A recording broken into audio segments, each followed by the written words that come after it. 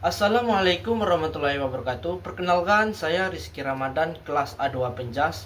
NPM saya 241904448. Di sini saya akan sedikit menjelaskan tentang fisiologi olahraga.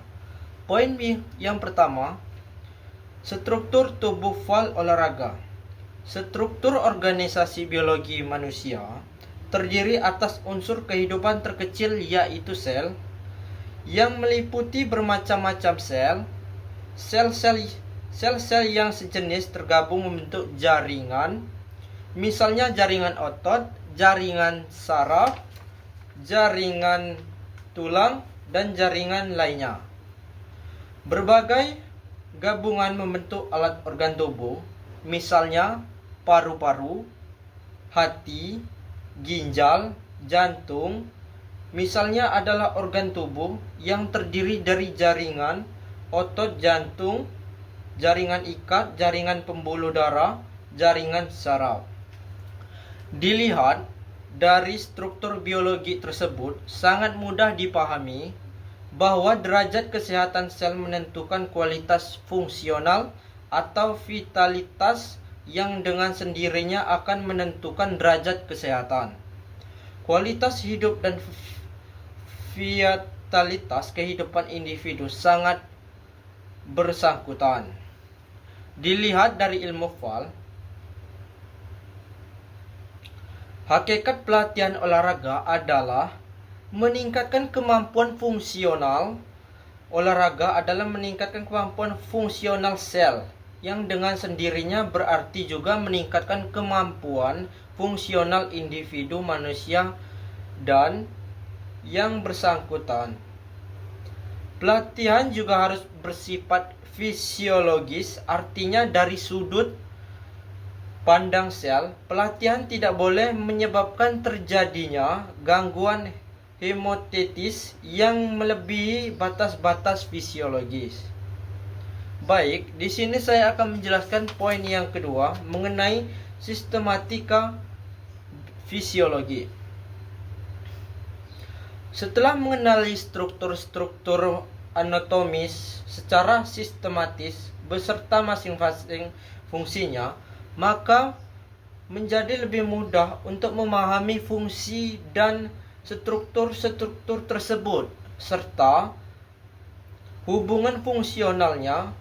Fungsinya jasmani yang terdiri dari berbagai macam sistem itu ialah untuk bergerak, mempertahankan hidup, bekerja, mendapatkan kepuasan hidup, lahir dan batin. Oleh karena itu, jasmani dapat disebut sebagai satu sistem untuk kerja. Dalam menjalankan fungsinya,